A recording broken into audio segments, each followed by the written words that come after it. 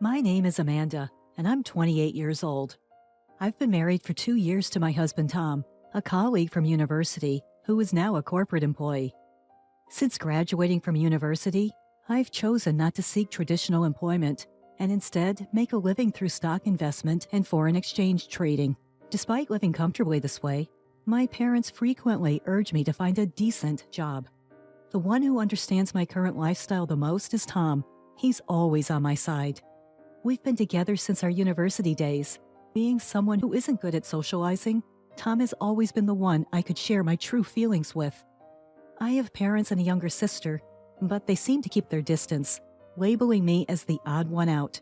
As a result, we don't see each other as often as we used to. Tom's family consists of his parents and his older brother Jeff. When we visited his family to announce our marriage, they asked a lot of questions about my job. Each time, Tom would stand up for me. Amanda is doing what she loves for a living, and that's all that matters. Especially Jeff, who persistently inquired about my job, got me so annoyed that I gave him an offhand response. I'm a part-timer. Hearing this, Jeff chuckled arrogantly and responded, You should have just said that from the start. Plenty of college graduates can't find stable jobs these days. His condescending attitude was irritating, but I didn't let it bother me since I was not marrying him. Even though Tom kept apologizing, having him by my side was all that mattered to me. Jeff, who constantly belittled me, apparently holds an associate professor position at a university. I pity the students who have to learn from such a teacher. Jeff is now getting married, and Tom and I have been invited to the wedding. The bride-to-be is the daughter of the president of the university where Jeff works. There were many guests invited to the wedding. Marrying the president's daughter certainly guarantees a secure future. Jeff, all puffed up, saw me and began to mock me again. It's embarrassing to have a part-timer as a sister-in-law, so your name isn't listed in the directory. I didn't understand what he was talking about, but when I checked the wedding directory, my name was the only one left blank. Tom was about to confront Jeff, but I told him not to worry about it since I didn't care about such things. I don't mind, so don't start a fight over it. Hearing my words, Jeff smirked and retorted. That's right, a part-timer should keep a low profile. Don't ruin this celebration. Then he even told us not to serve drinks to the other guests at the wedding. If you go around serving drinks and people ask what your job is, it'd be troublesome if you answer a part-timer. Just sit quietly. He said triumphantly, leaving us behind, but Tom was still furious. I'm sorry, my brother has been incredibly rude. My husband Tom apologized with a near-tears expression. Feeling guilty, I unexpectedly found myself apologizing too. I should be the one saying sorry. I didn't mean for you to be upset because of me. Seeing me apologize, Tom finally managed to smile. At the wedding that day, neither of us had the heart to celebrate Jeff and his wife. As Jeff had suggested, we decided to simply enjoy the delicious food. As expected from a wedding of the daughter of a university president, the food was extravagant and we fully enjoyed it. The gifts were heavy, raising our expectations of something luxurious. But when we opened the box at home, we were stunned. Inside was a bowl with a portrait of Jeff and his wife. Even Tom, being the younger brother, was exasperated. He sighed and said, This is the last thing we need. I don't want to see my brother's face, but we can't just throw it away, and it's not something we can use. But I thought of a way to use it immediately. It was the perfect size and depth for our cat's dish. Can we use it for the cat's food? Would that be disrespectful to your brother? Tom replied, laughing. It's perfect for the cat's food. The idea of my brother and his wife being licked by the cat every day is refreshing. With Tom's approval, the gift bowl became our cat's dish from then on. A month later, I had to visit the university a few times where Jeff worked. I hated running into Jeff, who had started working there after marrying the president's daughter, but I figured I'd be safe as the campus was large and I had to visit a different department from where he worked. However, I bumped into Jeff right away. Seeing me, Jeff looked surprised. I quickly averted my eyes and pretended not to see him, but Jeff approached me and started yelling, Why the hell are you here? I'm calling the police for trespassing. Jeff's loud voice drew a crowd of students. In front of them, he began mocking me. What's a deadbeat like you doing here? Did you come to eat cheap lunch at the cafeteria?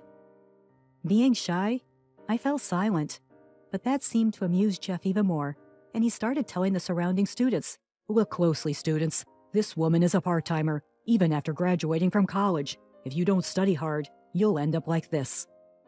I could see the students giggling, and I felt like crying. Then a voice interrupted Jeff's rant from behind. Turning towards the voice, I saw a familiar professor and felt relieved. "What on earth is happening? She's my invited guest." My brother-in-law Jeff was momentarily taken aback by the words, but he quickly retorted, "Isn't there some kind of mistake? This girl is just a part-timer."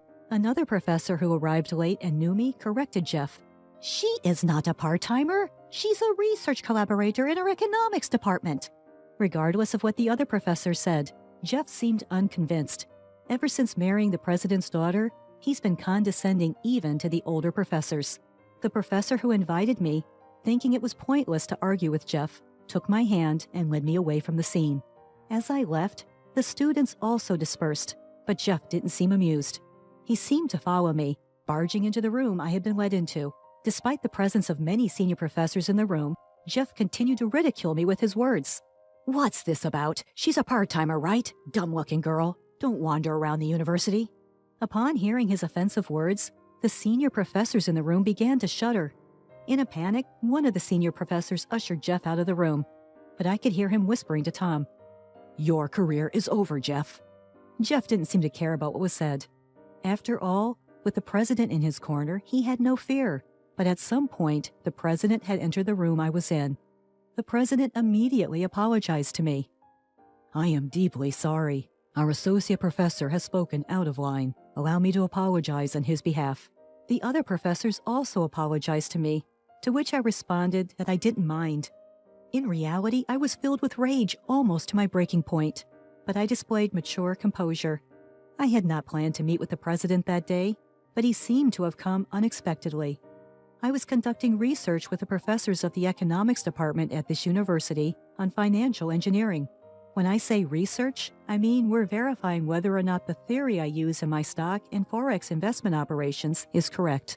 Since my university days, I've been conducting financial transactions based on my unique theory, and I've been exchanging opinions with a professor I met on social media. As the professor noticed my good investment performance and began to verify it with me, I started to be invited to the university as a research collaborator. The university had repeatedly suggested I work as a lecturer, but as I'm not comfortable speaking in front of others, the idea was impossible for me.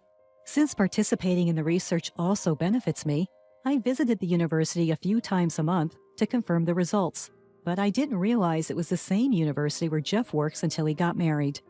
When I looked at the guest list at the wedding and recognized a name, it turned out that the president of this university was the bride's father. Although there were other university-related guests, it seemed that no one noticed me. My name had been removed from the list, and I had been told not to serve drinks, so I never left my seat. With a wedding of such scale, no one was expected to notice someone as unremarkable as me. The reason the president and professors were in a panic is because I'm a major donor to this university. Ever since I started conducting research with the university, my investment performance has improved significantly, and I have been donating a substantial amount of money each year. In addition, the theories I'm researching are also being provided to hedge funds and investors abroad, which seems to be bringing in a considerable amount of donations as well. As a private university, donations and sponsorship funds are crucial. To the university, which is earning a considerable amount of money from the research I am involved in, upsetting me would be a serious problem. If I got angry because of my brother-in-law Jeff's rude remarks, withdrew from the research, and even the donations ceased, it would greatly affect the university's operations. That day was no longer a situation to discuss investment theory. The president and the other professors were just apologized to me forever, so nothing was settled. As I was leaving, I spoke to the president.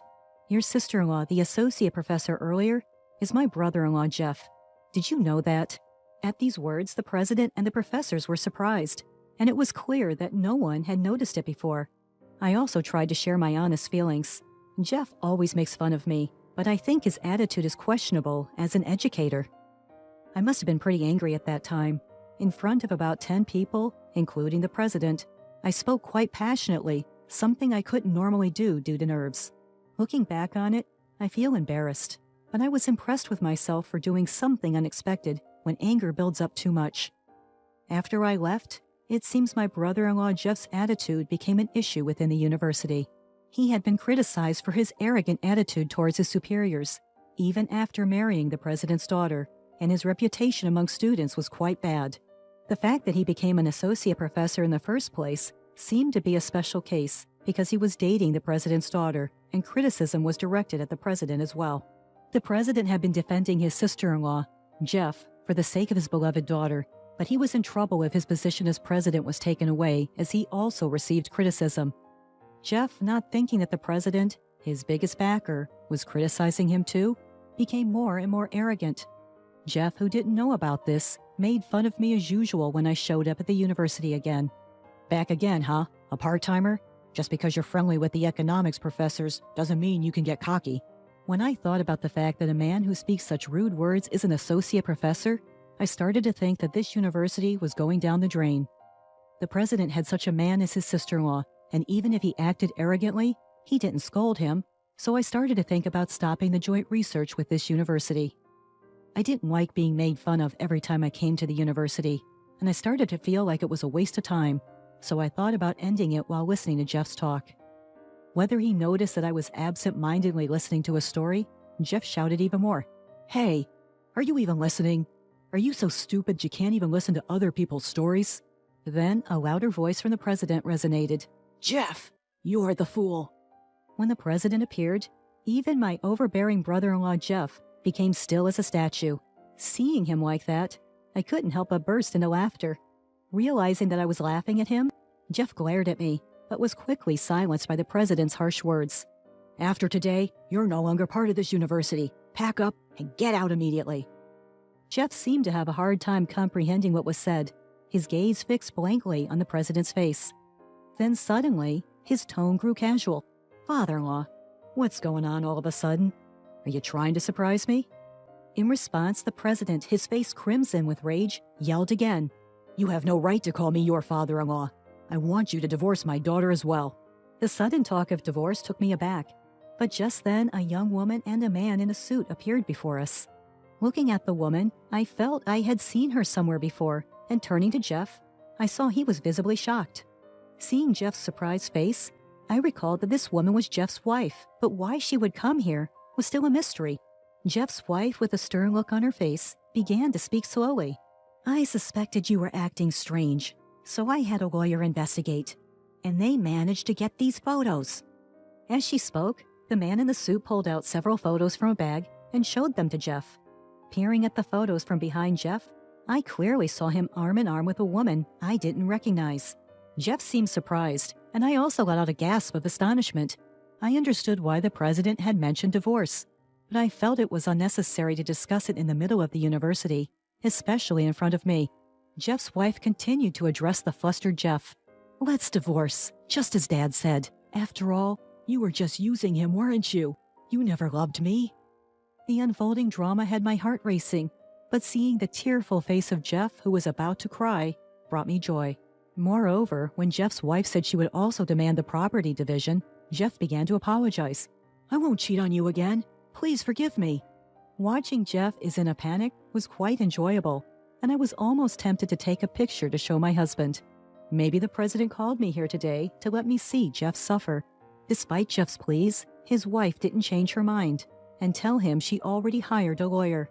I hadn't expected things to progress so quickly, and as I watched bewildered Jeff close, he turned his frustration on me.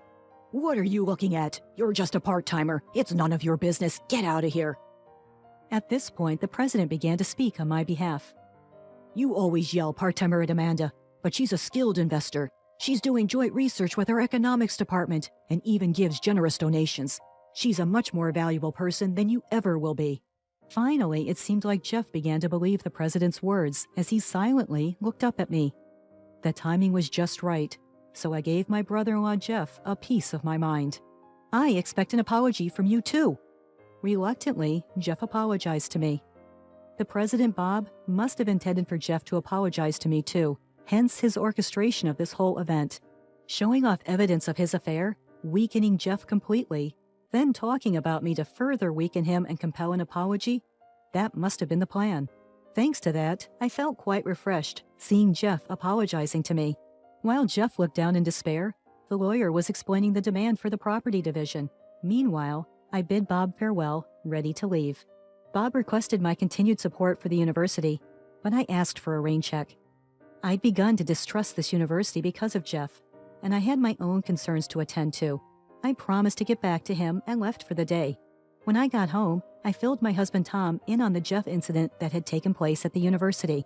Tom was aware of my distaste for Jeff, and when I told him about Jeff apologizing his affair and looking down in despair, he wore a genuinely happy face.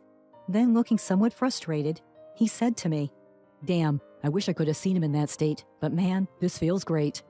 He then continued, looking slightly angry. "Why didn't you take a picture?" As he feigned anger, we locked eyes and burst out laughing. I actually had another piece of good news to share with Tom. Guess what? It seems I'm pregnant.